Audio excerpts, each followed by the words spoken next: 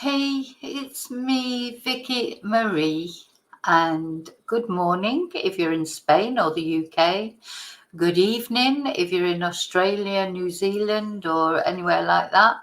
And is it good night if you're in America, I suppose. And somewhere it must be good afternoon as well. So I'm just making this short video. We're talking about Samantha Murphy. Her murderer has been charged, the young lad, 22-year-old football star, football fanatic, Patrick Stevenson, clean cut, all Australian boy, comes from a good family. Apparently his father was a famous NFL player. They live in a prosperous, there's no reason to believe he's not been given the best start in life, went to a private school. And he has been charged with the murder of Samantha Murphy, a 51-year-old woman who just went out for a jog like so many women do. Take your life in your hands. When you go for a jog, it's become a dangerous sport. They're going to start putting up the insurance. They're going to start asking on your insurance forms if you're a woman, do you go jogging? Because if you do, your chances of dying young seem to be more increased. Very irritating. I get angry about it. I get sad and then I get angry. I'm in an angry mode at the moment because I'm like yesterday I was in a bleh mood, like just feeling very sad about everything. Today I'm angry. I'm charged. It's like, this guy, he's a twonk and, young lad or not young lad. Why are his family not making him? Why is his mother not making him tell where this woman is so that her daughter can have her body back to give her a funeral, her children? What is wrong with these people? That's what's wrong right there. That's how he's ended up like that, because he's got no sense of responsibility. He hasn't been brought up to be given a sense of responsibility. Go and murder someone. Not only that, carry on torturing the family by not. Anyway, this is a candle for Samantha to be returned to her family. Yeah. Oh no, don't tell them where, extend their misery, you twonk. You go ahead. So mother of Patrick Stevenson, mother, grandmother, father, grandfather, sister. Make him tell. You're responsible for him. You made him. You make him tell and put this family out of their misery. How dare you? How dare you not make him tell? In the meantime, Samantha's lying out somewhere, just like a discarded piece of rubbish, just like you throw away an empty water bottle, a tissue. I'm so angry about this. Anyway, that's as far as I know. She hasn't been found. Of course, it's coming to the end of the day in Australia. I mean, I don't know where they're searching. We just don't know at the moment. Everybody's so helpless until this twonk comes out and says where she is and what happened to her. And his family, your mother, if you're watching, his father, if you're watching, give that boy some redemption in this life or at least the next. He's done what he's done. He can't change it, but he can make things better. He has that in his power to make things a little tiny bit better. Make him do it. I'm fuming. Now I'm getting angry. They're like tears of anger. Anyway, I just want to show you a couple of positive things. The first thing is just a recap, if you like, and just a video that's been made by one of the news companies about it. So we'll watch that one first, I think. It makes you feel so helpless. I don't know how Mick and the family feel. They must, as if he hasn't done enough by taking her away from them. He could at least give them the grace to bring her back, give them something.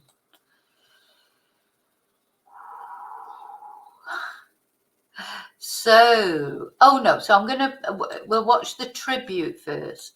So this is some runners, some women who came along to finish off her run, because Samantha was training for like a fun run, a charity type run marathon, and this lady that we're going to talk about here, she decided to finish off the run, in Samantha's name, and was surprised at how many people turned up. She wasn't expecting all these people to turn up. See, for every one twonk, there are really hundreds of nice people. We've always got to remember that. But of course, the twonks spoil it for everybody else. And took this woman's life. This idiot took this woman's life, and now he's not saying where she is. So come on, somebody's got to put some pressure on him. Okay, so steps for Samantha. I may start crying. It's been a touching tribute to Samantha Murphy, with almost 100 women running in her honour. They came together to complete the run that she didn't get to finish. Together in the dark, almost 100 runners completing what missing. So this is first thing in the morning a couple of days ago. This is of how it was for Samantha. She left running about 7:30. Would it have been dark? I think this is a little bit earlier that they've all come and met up. So of course it looks like nighttime, but it's first thing in the morning, because of course it's still very hot there in Ballarat. This happened in Ballarat in Australia. It's still very hot.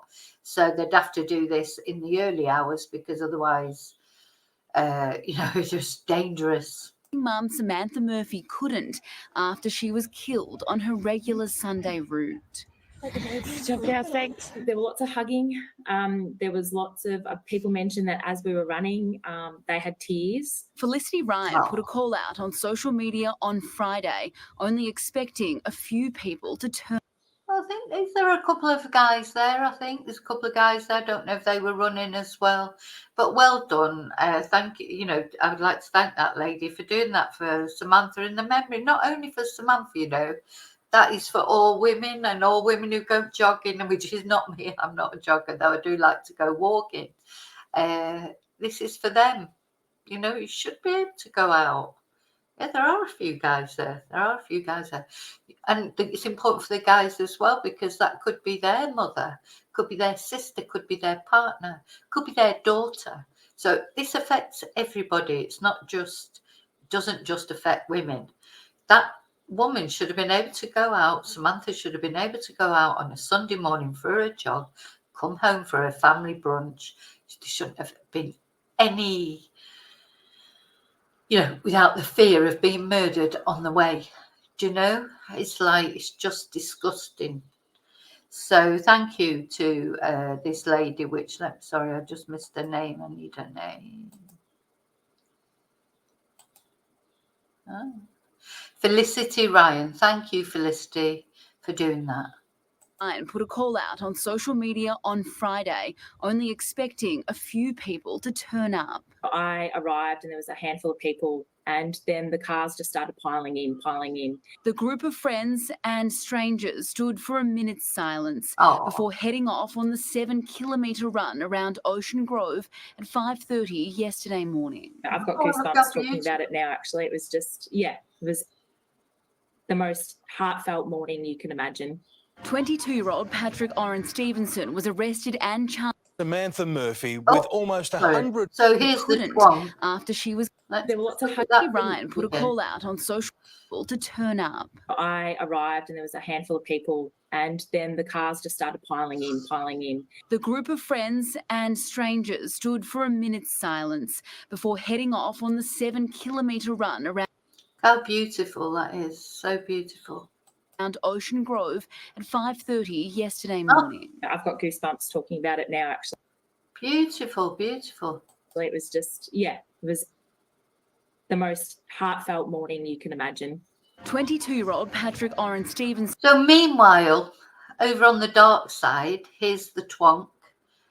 He was sometime in January out with his friends, and this is more or less what the police think he was doing the night before Samantha died. But it's not clear yet how he ended up being separated from his girlfriend, meeting up with Samantha. What exactly transpired between them, we don't know that. It'll be August before he's in court again, and we find out maybe more details. But of course, the key thing at the moment is just finding Samantha. So here he is, the twonk. Well, he won't be doing this again ever. He won't be out having a good time like this again ever. Or certainly, you know, depending on how much sentence he gets. I mean, he's a young lad. So, you know, unless they actually throw the book at him, you know, even if he got 30 years, he'd still be 50 when he comes out, 52. So still have time to, you know, do stuff. But anyway, won't be doing it for a long time. Won't be having fun. If this is his idea of having fun, getting totally, you know, stoned out your head on cocaine, well, there you go. Everybody has a different idea of fun, I suppose. Was arrested and charged last Wednesday with Ms. Murphy's murder. He's refusing to cooperate with police, and the 51-year-old's body is yet to be located. A lot of people were talking about what had happened and how, you know, runners in particular, female runners in particular, don't feel safe running in the dark or on their own. For now, they're hoping the run becomes an annual event. Beth Yeoman, 7 News. There has been a touching tribute to... Yeah, so that'd be nice, wouldn't it, if they did it every year for Samantha, but not only for Samantha, for any... She's not the only woman that's been attacked and murdered while she was out jogging. You know, I've looked at some of the other cases on videos.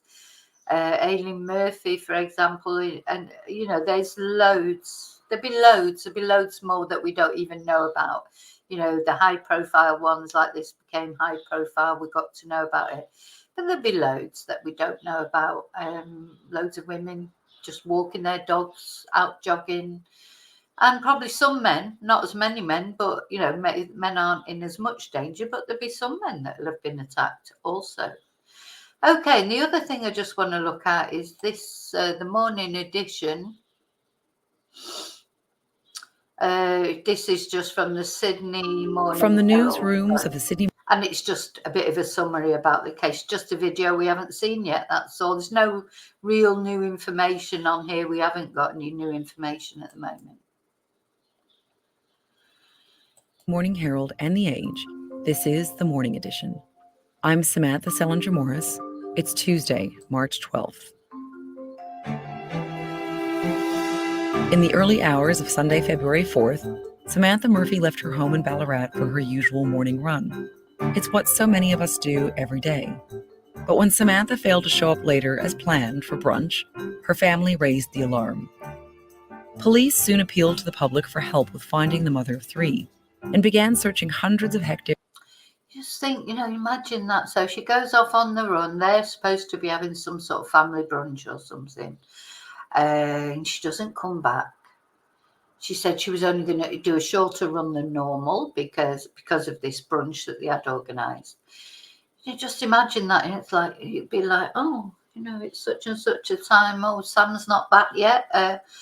Oh, yeah, maybe she decided to do a longer run, wouldn't you? That'd be the first thing. Or maybe she decided to do a longer run than she'd originally planned. Maybe because, you know, you do get into a zone, don't you? Apparently, when you're running, you get into a zone where nothing else matters and you forget everything and it's just all about you and the road. So you'd be thinking that, and then another time would go by and then it'd be like, no, she's still not back. Try and ring her. No answer on the phone. Phone's turned off, or maybe it was ringing out. I don't know. And then one of the kids would be saying, oh, Mum's not back yet. And, you know, when do you start panicking? Then from what I believe happened, her husband Mick then did go out and have a drive around looking for her, couldn't see anything.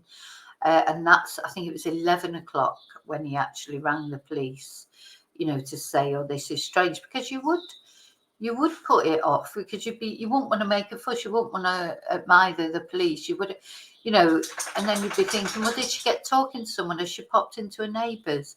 But of course, when you can't get them on the phone, then you would start to... There's near where Samantha regularly ran.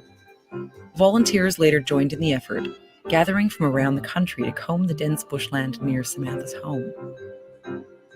Today, Law and Justice editor Chris Fedelago on the woman who vanished without a trace and the man who's been charged with her murder.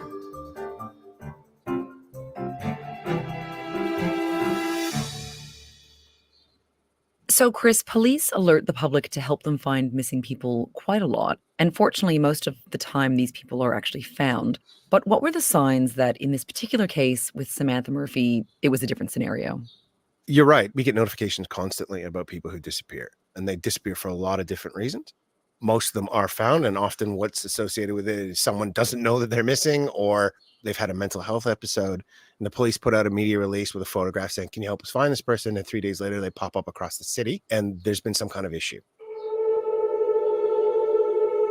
This case was different from the start, almost because of the circumstances in which she disappeared. She went for a run early in the morning, and she never came back. Samantha Murphy left her home to go for a jog in a nearby forest on... Yeah, this one was different from the beginning. I think also because of her lifestyle, so the police will have ascertained that right from the beginning. First of all, it was early in the morning. She'd gone out for a jog. It wasn't that she was out drunk late at night, wandering the streets or whatever. So it was the normality of it that made it stand out. This sort of, I suppose, middle-class, middle-aged woman, mother of 3 kids, no known problems, successful business, all those things just made it seem strange, more strange. And obviously if someone goes missing and they have been known to have mental health episodes or they have got drug or drink issues, probably the police don't take it so seriously, but they do immediately do this sort of assessment, that this is like a strange situation to go missing from.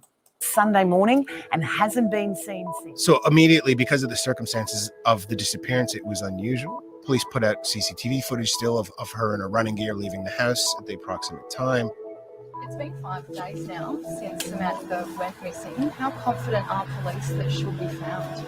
Yeah, we're keeping an open mind and we're hopeful. So that search is ongoing and we're throwing all those resources. Yeah, there's the racehorses again. That policewoman who says resources as if she's saying racehorses.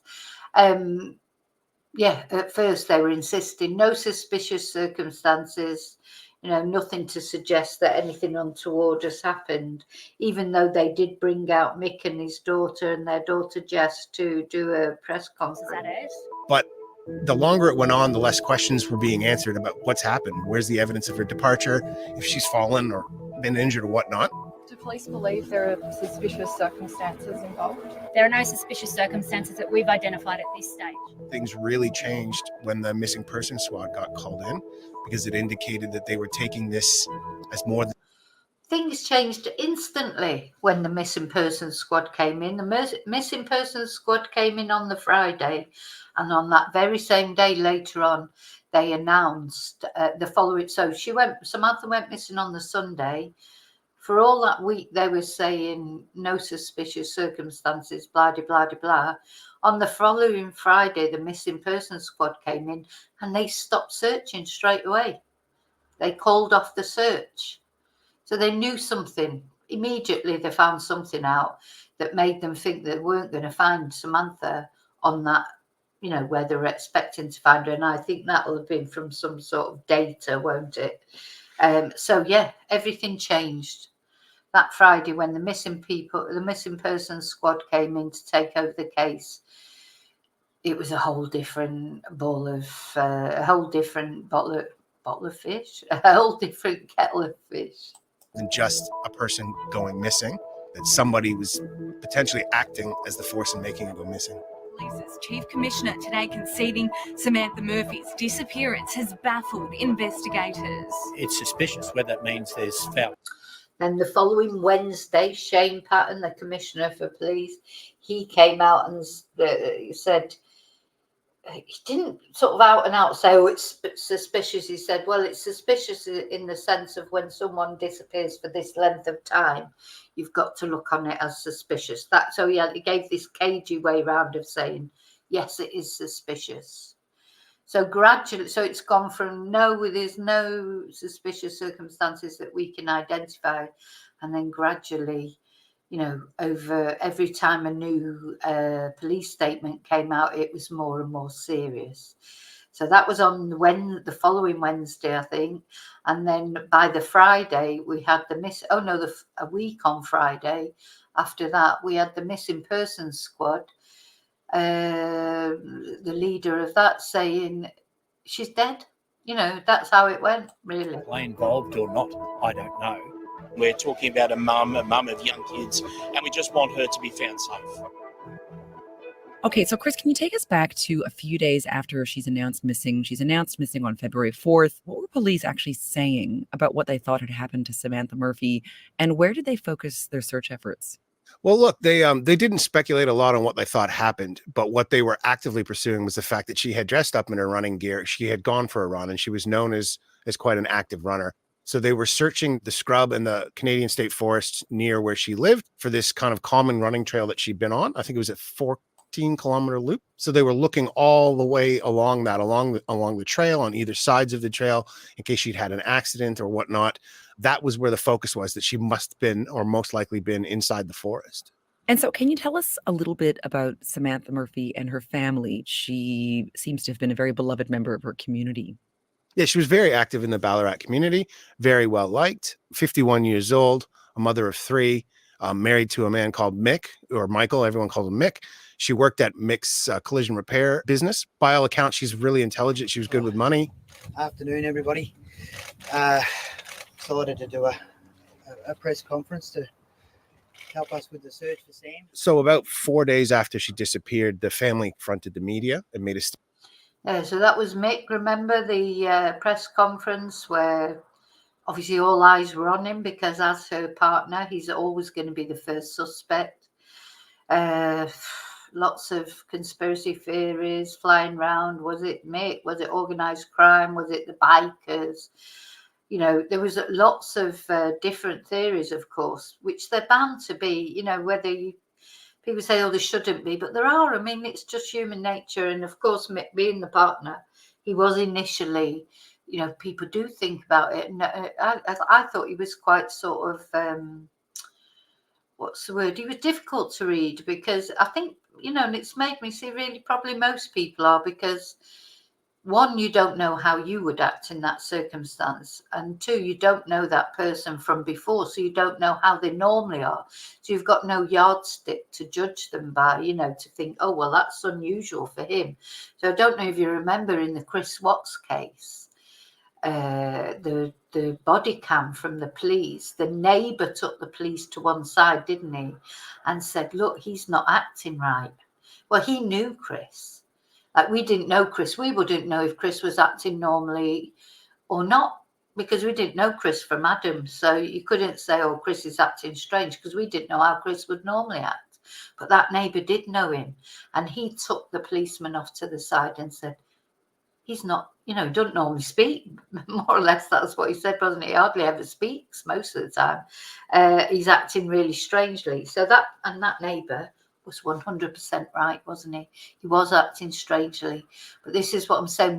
When we see people, we don't know what they're normally like. So we don't know, you know, if they're acting their normal selves or if they're acting strangely. Statement about what they were thinking, what they were feeling.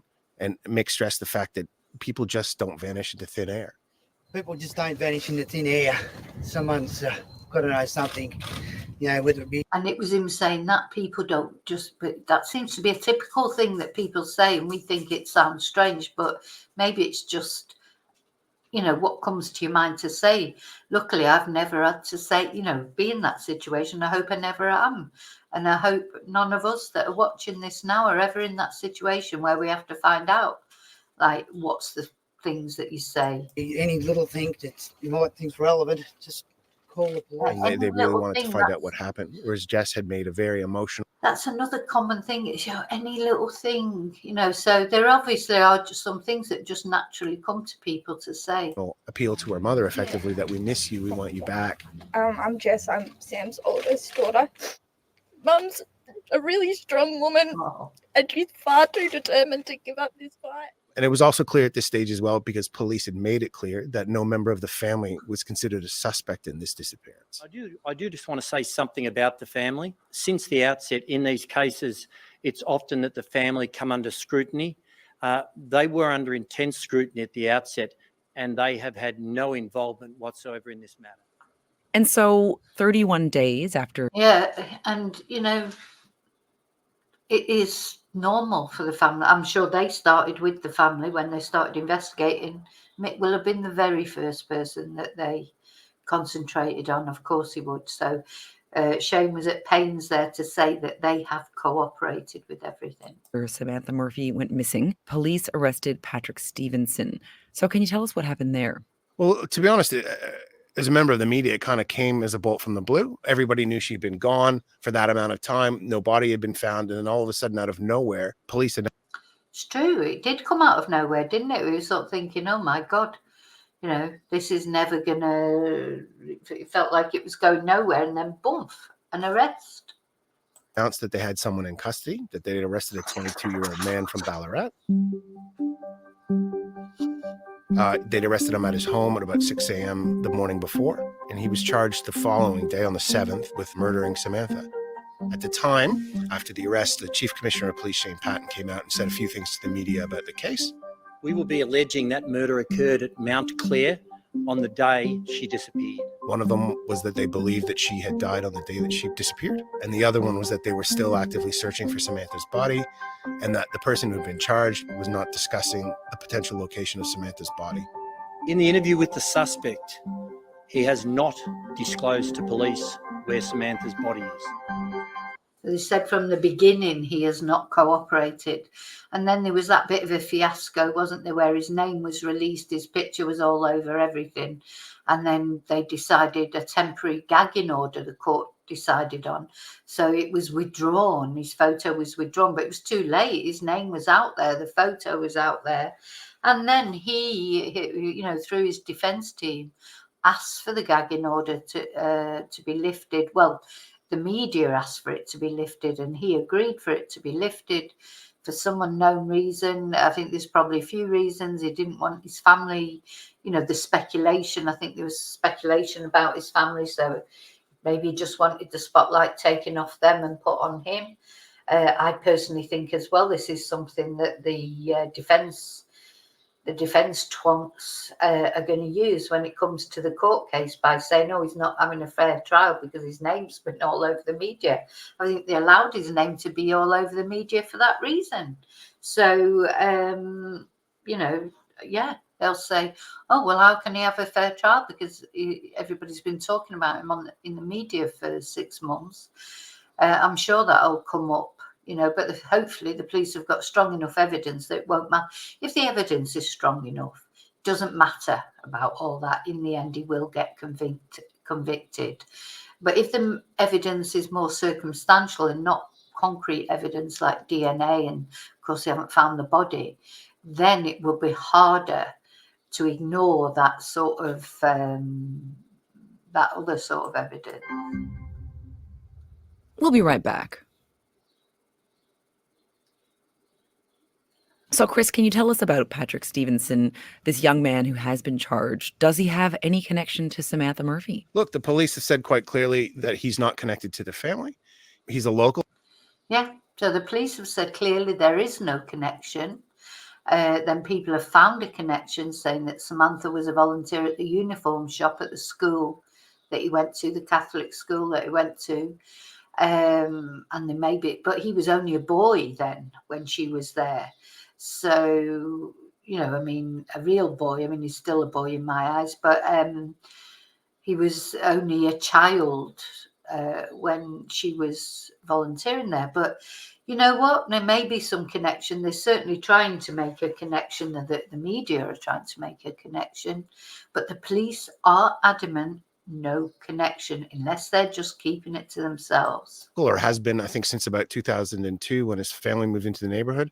His father is Oren Stevenson, who used to play football, but there's not much more known about him. He's, you know, like a 22-year-old kid in Ballarat. After he was arrested and our reporters were gathering information in the local town, it came out that the Stevenson family is pretty well respected in the local community, although Patrick seemed to have a little bit of trouble growing up. He was a bit of a troubled child.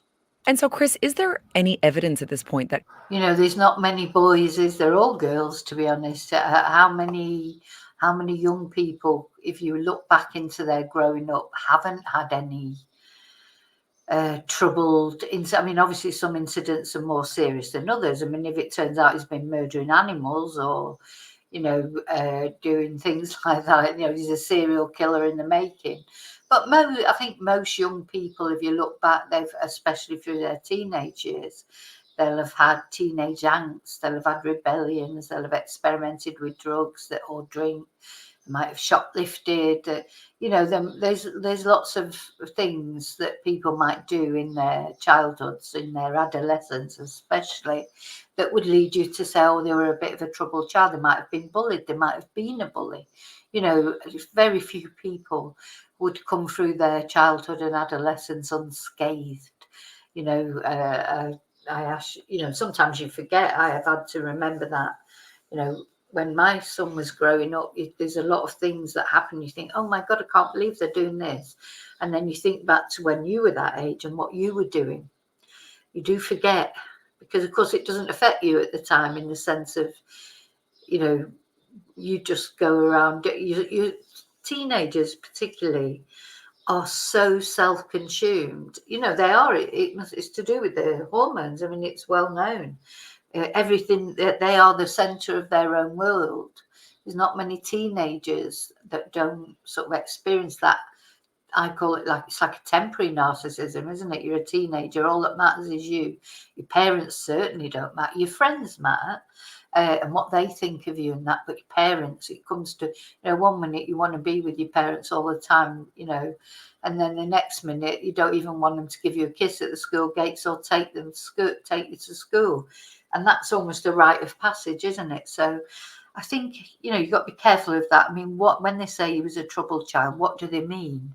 Did he do anything out of the ordinary, or was it just your normal sort of teenage angst type stuff? Connects Patrick Stevenson to the disappearance of Samantha Murphy. Police aren't saying what that evidence is, and it's not going to come out in a public setting in court for many, many months, if not longer. All we do know is that police were very much focused on her cell phone and where it was pinging at the time that she was running. And as some listeners may know, Samantha... I think the cell phone and the Apple Watch are the keys here for how they've ended up arresting this guy. I think it's all to do with that, because they've got nothing else, have they? They've got none of her clothes. They've got no DNA. They've not got her body. All they've got are the pings from the phone, or if they've managed to, get the data from the Apple Watch, that's all they've got. And they may have some witnesses and CCTV that we don't know about, because they seemed focused on his car, didn't they? The Murphy's body has not been found. So what do we know about where police are searching? The search area is focused in the park near her house, and that's based on mobile phone tower pings, which in a rural area like this gives a very large search area. It's not like it is in television where the phone dings and you can tell where someone is by a couple of meters. The search area is quite large. This investigation is far from over, though. Importantly, doing everything we can to locate Samantha's body for the family is absolutely vital and something we'll be focusing on. The search itself is not what you'd consider active like it was in the beginning. They're still looking for her body, but they haven't pinpointed a location yet. And Chris, I wanted to ask you as well about the reporting on who's been charged with this murder, because it seemed to be a bit curious. The media first reported on the arrest of Patrick Stevenson. His name was published, but then it actually quickly disappeared. So what happened there? So basically, police took him into custody on the Wednesday morning, and they remained very tight-lipped about the fact that he was in custody. So we didn't find out for almost 24 hours.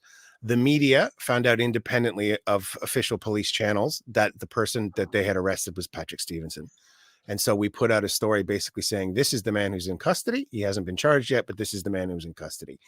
After he was charged, he appeared in the Ballarat Magistrates Court, where his counsel immediately applied for a suppression order, suppressing his name, his birth date. And the suppression order was granted by the magistrate in that case on the basis of what we were told at the time was concerns about self-harm, because it was his first time in custody and obviously very serious charges. Later that night, it subsequently came out that the chief magistrate had intervened and decided that there needed to be a new hearing the following day to argue out the terms of why it was suppressed and what should be suppressed and what should not. And then that night, defense counsel basically withdrew their opposition to the suppression order. So by the next morning, around 11 o'clock when that hearing was made, the suppression order dropped, and then we could name him again. Yeah, it all went round in a circle. So it started off naming him, then the suppression order, so they had to not name him and then back to naming him again. And the defence lawyer withdrew the opposition to that. And was it unusual in the first instance for a suppression order to be made in a case like this? I think it was unusual to be granted in the speed at which it was and the depth at which it was, particularly since Patrick Stevenson had already been named by basically every media outlet in the country for at least a few hours. Kind of put the genie back in the bottle and it wasn't going to work very well. Yeah, and then he was still being named all outside the country, etc. So it was pointless, really, wasn't it? Well, which is ultimately why the suppression order was modified, and so that we could name him again. And I have read a report that Victorian courts issue a whole bunch more suppression orders compared with New South Wales. So is this something very particular to Victoria, that they just issue a lot of suppression orders? Oh, it's not just compared to New South Wales, it's compared to the country as a whole. We're over 500 in Victoria alone, and there's something 580, I think, across the rest of the country put together. Victorian judges and magistrates hand them out quite frequently. As you can see with 500, it's more than one a day often. And they're done for lots of different reasons, but Victoria has a real thing about issuing suppression orders. And this is because they're just wary of someone's name being in the public eye and it potentially giving rise to prejudice against someone should there be a trial? Yeah, they're mostly around concerns around assuring someone gets a fair trial. A lot of them will do about suppressing someone's location in order to protect them and their family, suppressing their identity to ensure that they get. Well, that's interesting because I suppose, at the end of the day, Australia's like America. It's a big place. It's got different states that have different laws, different rules. We don't have that in the UK, do we? We do have that in Spain. Spain is broken down into communities, comunidades, and I'm sure they all have those same laws, and the judges decide what happened in those different communities as far as legal matters, these sort of matters are concerned. So it seems that in Victoria, they're a lot more sort of hot on suppression orders than in other states. Get a fair trial, or because there's some concern about risk to their safety, whether on the streets or in jail. There's lots and lots of different reasons under the law why they can be given out. And Victoria uses all of them. And what will happen from here with the case? From now, we're well into the beginning of the court process. So there'll be a series of hearings to test the evidence. It's going to be a long process. It's probably going to take at least 2 years. Oh my God, 2 years, 2 years. And in the meantime, when is he going to tell where she is? When is he going to tell? Why do you think this case has resonated so strongly? Because we know that after it was reported that Samantha was missing, that in addition to police searching for her actively, that actually volunteers came from across the country to search the bushland for her. On a cold Saturday in the bush, around 200 searchers, knowing Samantha is likely no longer with us. Most of those searching have never met Samantha or each other. Just search and search whatever I can do. There's a couple of things at play here. She just kind of vanished off the face of the earth. It was the morning, she'd gone for a run. There was nothing to indicate that she was going to disappear. And then she just vanishes without a trace. And being so close in that community. Yeah, as I said earlier, I think it's like the normality of what she was doing that made it just struck a chord with people, didn't it? It affected a lot of people. I mean, Ballarat's a regional city, but it's still a small town. And so her vanishing like that affected a lot of people there. They felt it and they just couldn't understand it and they wanted to help. And for a long time, people were hoping that, she'd fallen or she'd been injured and that they would find her. And people can live a long time in the bush in the right circumstances in an accident. And they were. Yeah, I think right up to when the police actually said they thought that she was dead, I think everybody was hoping that somehow she may have been, tripped up, fell, and somehow she was surviving out there in the bush, or even that she'd been kidnapped for ransom, and that she still might be returned to the family. Or thinking that she might come back alive. Well, thank you so much, Chris, for your time. Cheers. Okay, so really that's it for news this morning. Obviously, as always, if I hear anything, I'll be back on to tell you about it. And have a good day, and remember to live and love wisely and carefully. Enjoy your day. I'm sure I'll see you at some point later. And take care. And until I see you again, may your God go with you. Bye.